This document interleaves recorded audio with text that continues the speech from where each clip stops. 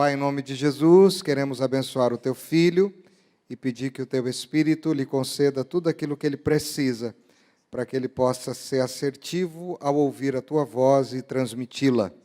Como igreja, nós o abençoamos no nome santo, poderoso e maravilhoso de Jesus Cristo, nosso Senhor, o Senhor da mesa. Amém.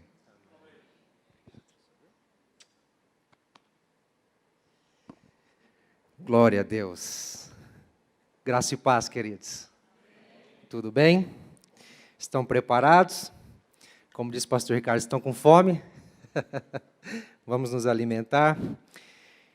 Peço para você me acompanhar, por favor. Na carta de Paulo, a primeira carta de Paulo aos Coríntios, no capítulo 11, versículo 23 em diante. Primeira carta de Paulo aos Coríntios, capítulo 11, versículo 23.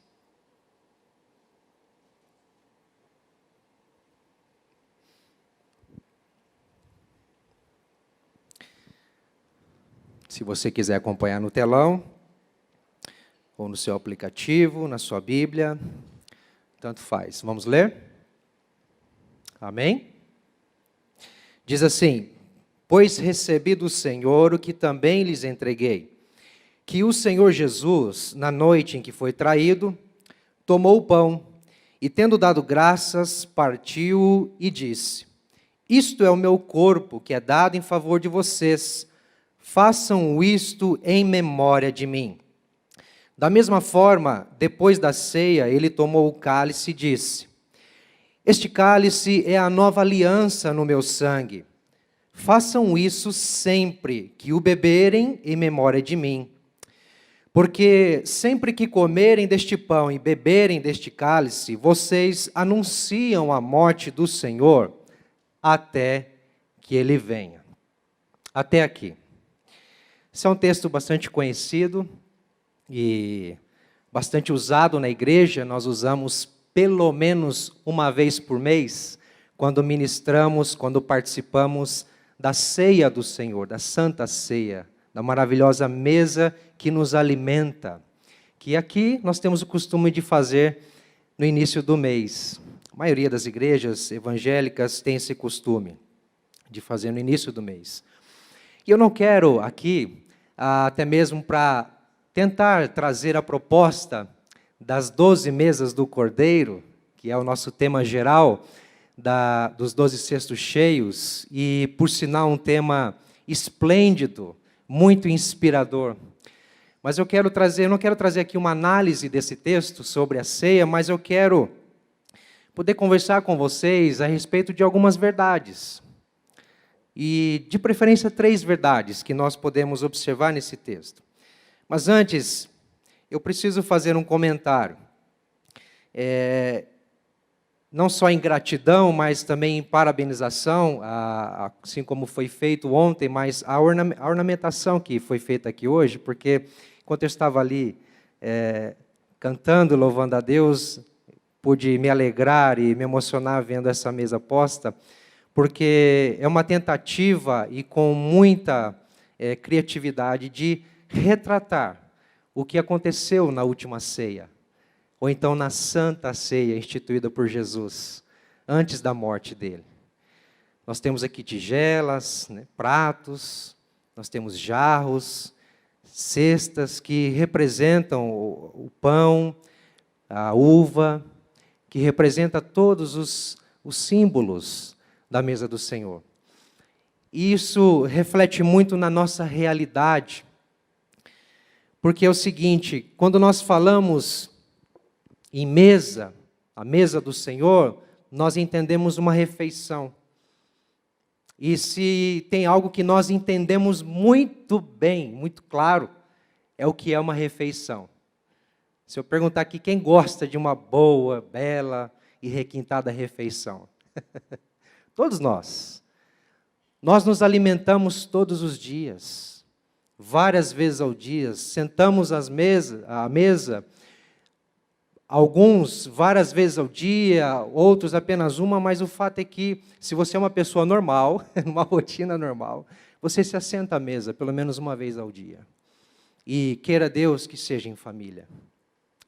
E é interessante que o Senhor Jesus, para trazer uma mensagem singular, essencial, o clímax, por que não dizer assim, da sua vinda, da sua obra, da sua missão, ele escolhe uma mesa, ele escolhe uma refeição especial para ensinar os seus discípulos algo que vai levá-los à vida eterna.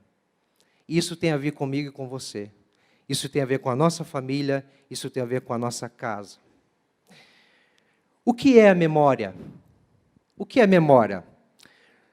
Eu fui pesquisar no dicionário e achei interessante que diz o seguinte: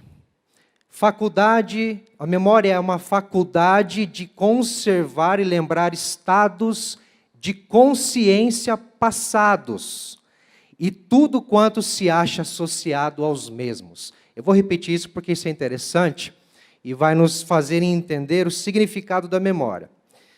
A memória é a faculdade ou a capacidade de conservar na nossa mente e lembrar estados de consciência, aquilo que a gente vivenciou no passado, e tudo quanto se achava ou se achou associado àquele momento. Isso é memória. A nossa capacidade de guardar dentro de nós a vivência que tivemos no passado e poder, então, lembrar de toda a ambiência, de toda a essência que nos envolveu naquele momento. É interessante que Jesus fez isso com os discípulos, por isso que ele fala em memória de mim, como nós lemos. Por isso que nessa noite nós vamos falar da mesa da memória. E falando em mesa, e falando em memória, não tem como eu não comentar aqui, que eu lembro que quando eu era criança, eu tive algumas experiências à mesa, com a minha família, com os meus pais, e uma delas marcou muito a minha vida, que acho que eu já contei aqui. Sempre quando sentávamos à mesa, cada um tem o seu lugar próprio, né? Eu, como filho caçula de 3 irmãs, sofri muito, irmãos. Eis-me aqui.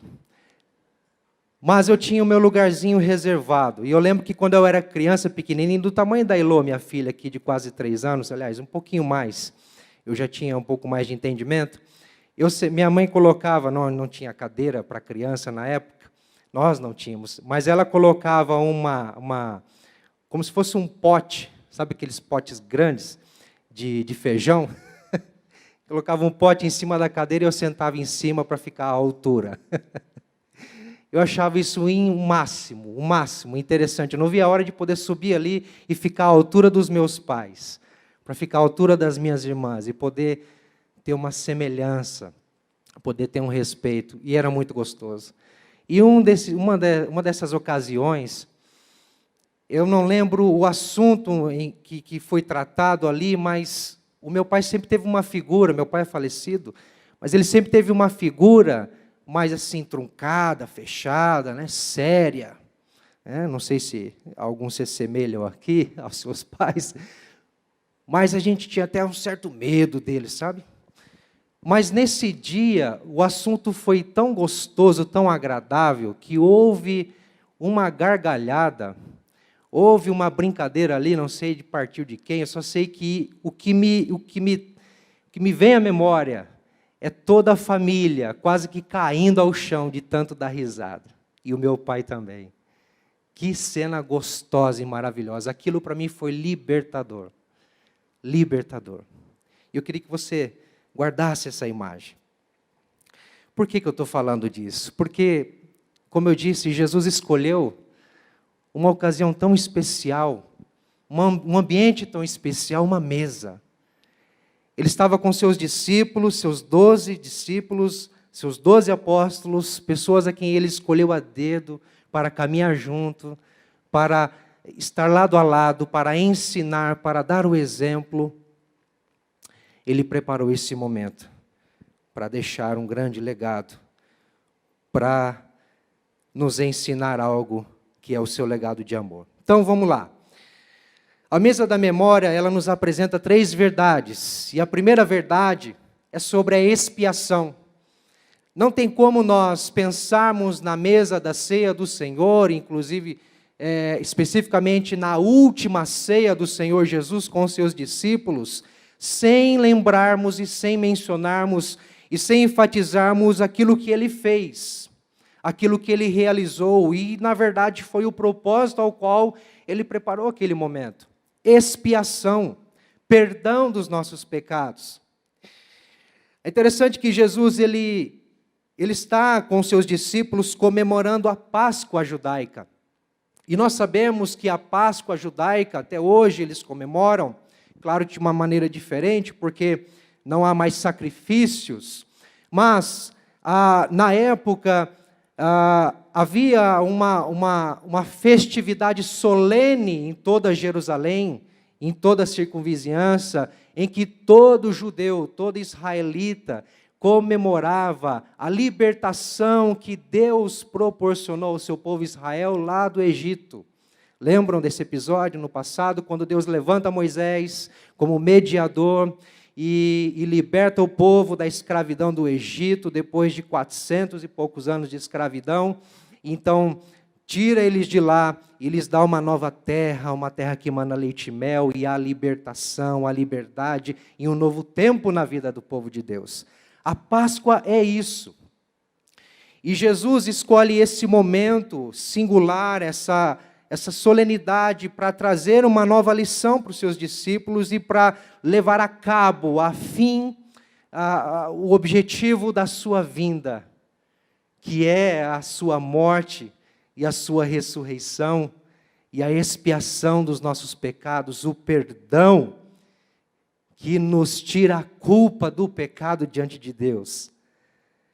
Devi Titus, que é uma autora do livro A Experiência da Mesa, que inclusive, acredito, serviu de inspiração para o tema dessa campanha, ela diz o seguinte, que a Páscoa era uma refeição especial para recordar a intervenção milagrosa de Deus para salvar os israelitas da escravidão do Egito.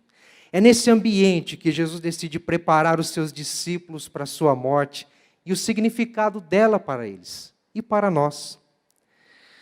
Então, quando nós lemos que, como Paulo traz para nós aqui em 1 Coríntios 11, que ele tomando o pão, o partiu e disse, isto é o meu corpo, ele está trazendo uma nova perspectiva.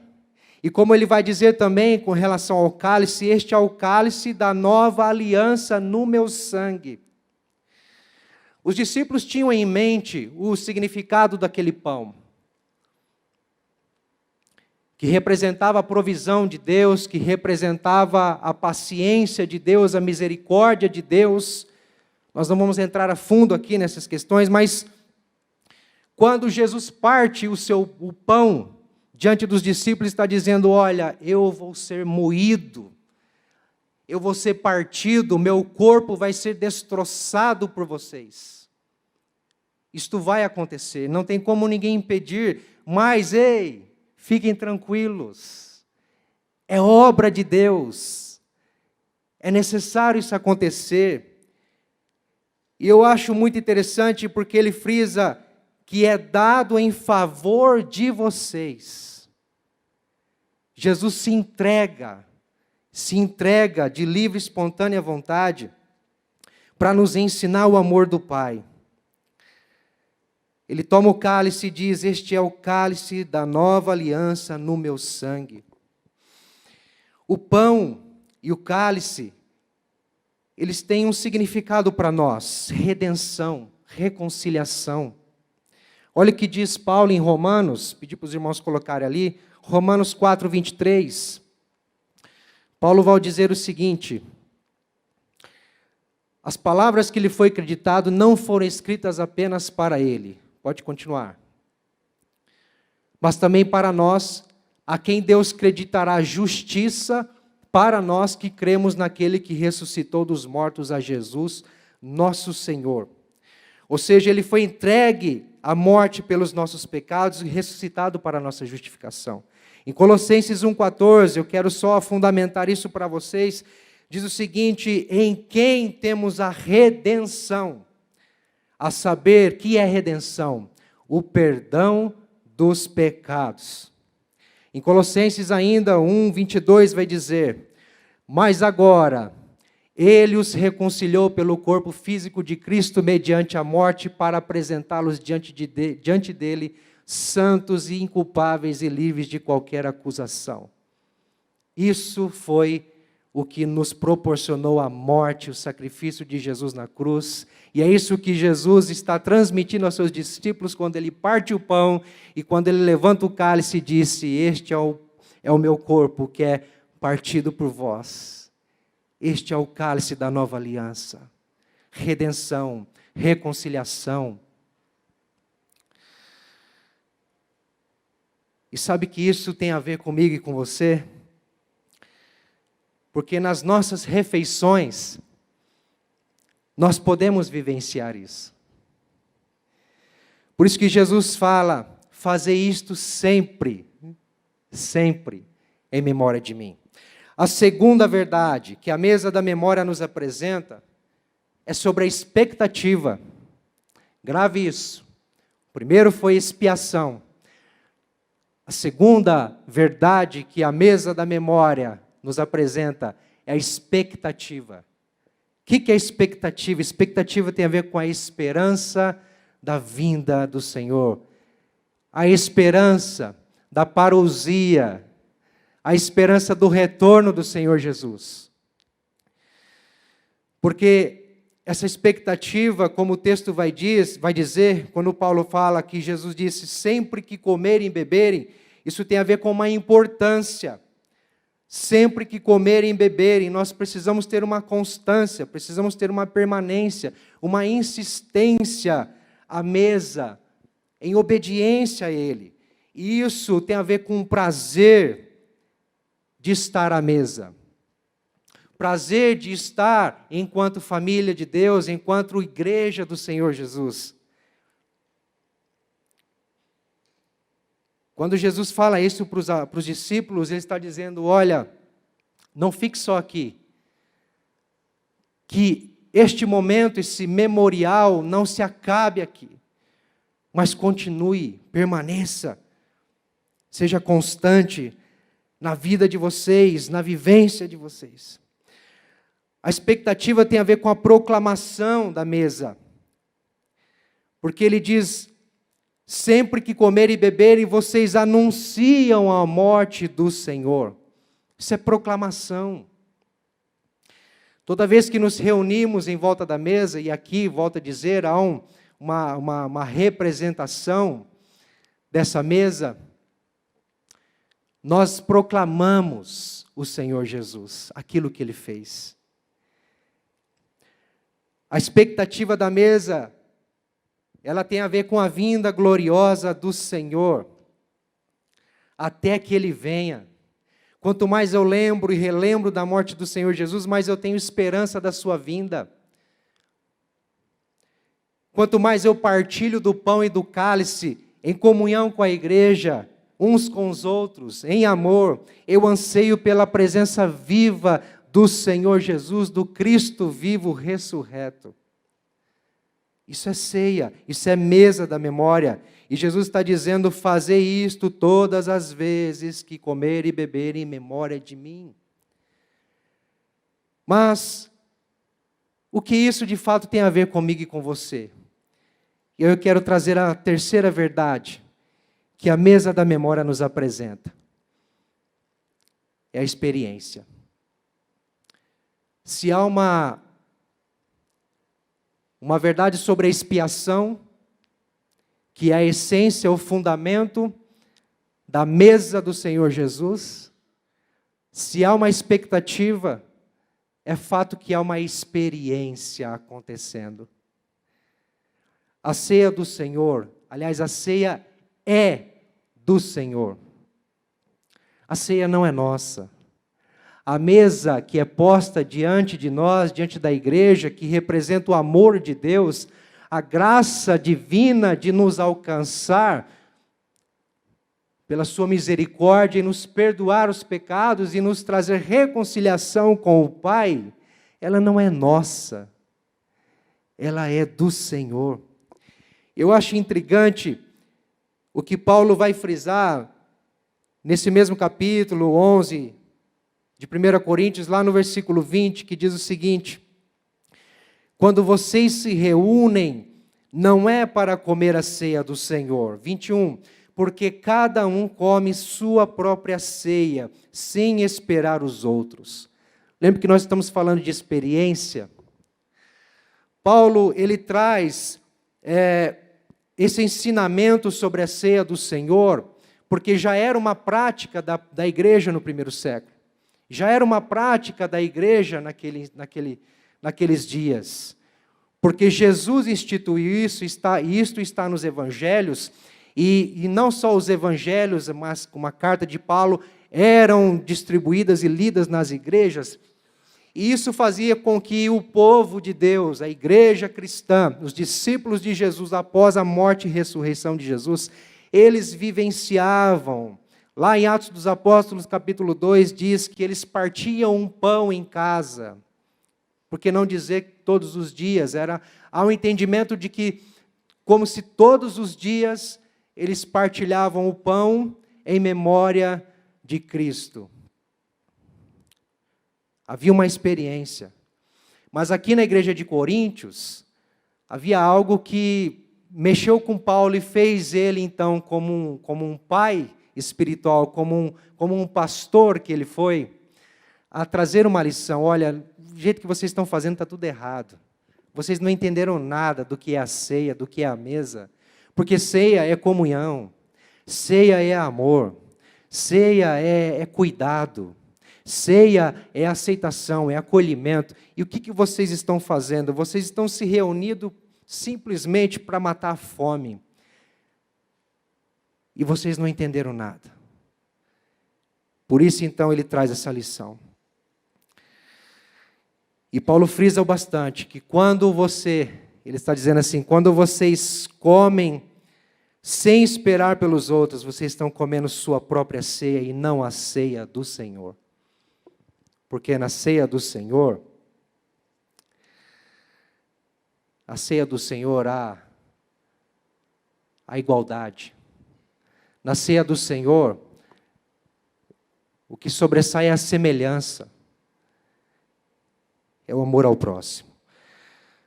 A ceia, além de ser do Senhor, ela é o próprio Senhor Jesus. Sabe por que eu entendo isso? Porque Jesus mesmo fala, este é o meu corpo, que é partido por vós. Este cálice é a nova aliança no meu sangue. Ele está dizendo, olha, vocês precisam se alimentar de mim. O pastor Ricardo leu no início, capítulo 6 do Evangelho de João, em que Jesus retrata isso muito bem, e isso até intriga os judeus, os religiosos, deixa eles doidos. Eu vou pedir para os irmãos colocarem ali de novo, versículo 54 do capítulo 6 de João, em que Jesus vai dizer que Ele é o pão da vida. Diz assim, todo o que come a minha carne e bebe o meu sangue tem a vida eterna, e eu ressuscitarei no último dia. Versículo 56, pois a minha carne é verdadeira comida e o meu sangue é verdadeira bebida. E o versículo 57, o seguinte, da mesma forma como o Pai que vive me enviou, e eu vivo por causa do Pai, assim aquele que se alimenta de mim, viverá por minha causa. Jesus é alimento para a nossa fé. Jesus é alimento para a nossa vida com Ele mesmo. Nós precisamos nos alimentar dEle. E quando nós sentamos à mesa, eu não sei se você captou isso, mas quando eu falo de mesa, não estou falando só da mesa do Senhor. As nossas refeições em família, ela pode ser a mesa da presença do Senhor. As refeições na minha casa, diante da minha esposa, dos meus filhos, pode ser a mesa da presença de Cristo. porque ali eu estou em comunhão. Ali eu estou diante do meu próximo, do meu semelhante. Ali eu tenho a oportunidade de olhar nos olhos. Ali eu tenho a oportunidade de aceitar, de perdoar, de amar. Paulo fala da nossa participação em Cristo. Se você está com a sua Bíblia aberta em 1 Coríntios 11, volte um pouquinho só no capítulo 10, versículo 16, ele vai dizer o seguinte: não é verdade que o cálice da bênção que abençoamos é uma participação no sangue de Cristo, e que o pão que partimos é uma participação no corpo de Cristo? Como há somente um pão para nós, que somos muitos, como há somente um pão, nós que somos muitos, somos um só corpo, pois todos participamos de um único pão. Paulo está querendo dizer que nós somos um só em Cristo Jesus, um só. Não há maioridade, não há quem seja melhor, não há quem tenha primazia, todos nós somos um, diante de Deus, em Cristo Jesus. Por isso que a ceia é a comunhão do corpo de Cristo. A mesa representa a comunhão do corpo de Cristo, porque todos nós participamos do mesmo pão. Na comunhão, meus irmãos, há respeito. Quando vocês se reunirem para comer, esperem uns pelos outros. A igreja de Coríntios havia perdido a essência da unidade, da comunidade, de ser um só diante de Deus, do amor recíproco. Eles haviam perdido isso. E quantas vezes nós perdemos isso na nossa vida, na nossa família? Quantas vezes nós deixamos de lado o sentar-se à mesa, o olhar no olho, o respeito? Quem sabe até literalmente não esperamos uns pelos outros em casa. Mas isso tem a ver com algo maior que se diz, que se refere ao nosso amor, à nossa entrega. Porque como Paulo vai dizer também, no capítulo 10, versículo 24, ninguém deve buscar o seu próprio bem, mas sim o dos outros. A nossa comunhão diária em família, nós precisamos resgatar de volta o respeito e o cuidado com o outro, a entrega, o amor incondicional, a preocupação pelo que a minha esposa está precisando, necessitando, o que os meus filhos estão precisando, e não é bens materiais, não é subsistência, não é o que você pode comprar, não é o que você pode parcelar, mas é o que você pode olhar no olho e entender o que ele está precisando, como ele está se sentindo, o que ele tem passado, enfrentado, quais são os desafios dele, dela, quais são os dilemas. Na comunhão, há um só propósito. Paulo vai dizer assim, no capítulo 10, no versículo 31, assim, quer vocês comam, bebam ou façam qualquer outra coisa, façam tudo para a glória de Deus. Façam tudo para a glória de Deus. Na comunhão, irmãos, da mesa, na mesa da memória, há um só propósito, em que Deus seja glorificado. E se eu desejo, com a minha família, com a minha casa, com quem está à minha volta, como igreja de Cristo, que Deus seja glorificado, então eu me submeto, eu me disponho, eu me entrego em amor à vontade de Deus e aquilo que o Senhor Jesus ensinou na mesa. O amor do Pai, o perdão, a expectativa da sua volta. Por isso eu quero concluir e Peço aos irmãos do louvor, se puder me ajudar aqui. Quero concluir dizendo o seguinte. Sabe o que Jesus quer dizer com em memória de mim? Em memória de mim é relembrar o perdão de Cristo a nós por sua entrega na cruz. É relembrar que temos a esperança da sua vida em glória. Em memória de mim é relembrar que há uma experiência de comunhão, de amor, de perdão, de entrega e, por que não, de alegria e de propósito. E sabe o que Jesus diz? Façam isto em memória de mim. Sabe o que é fazer isto? Sempre. Façam isto sempre em memória de mim, sempre que se reunirem à mesa. Não é só aqui na igreja. Sempre que se reunirem à mesa, em família, nos seus lares, numa confraternização, sempre que você sentar diante do outro, entenda que isto é em memória de Cristo. Porque você é de Cristo. Porque você tem uma expectativa, porque houve uma expiação, um perdão dos seus pecados. E porque há uma experiência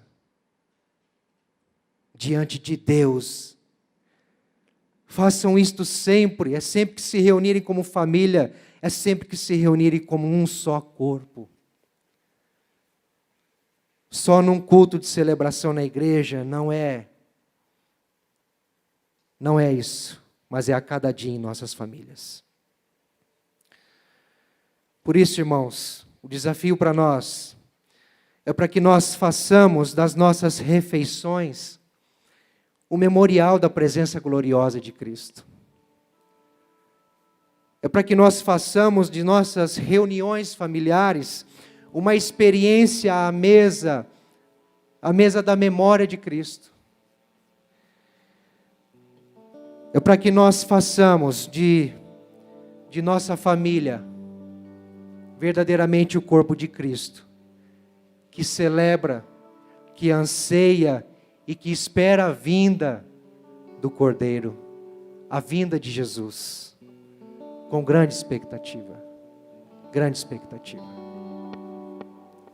O Senhor Jesus, na noite em que foi traído, tomou o pão e, tendo dado graças, esse dar graças reflete aquilo que em família, aquilo que à mesa, à volta com os nossos filhos, com os nossos irmãos, nós podemos abrir o coração, nós podemos entender que nós somos completamente amados pelo Senhor Deus. E tendo dado graças, o partiu e disse: nós devemos viver uma vida de gratidão em família. E essa é a memória que o Senhor Jesus espera que nós tenhamos. Da sua expiação, do seu perdão a nós, da expectativa da sua vinda, mas acima de tudo da experiência em família, da experiência em amor, da experiência da presença de Cristo entre nós. Eu quero pedir aos irmãos, podemos cantar aquela última canção? E eu quero, não vou pedir para você vir à frente, mas quero convidar você a ficar de pé.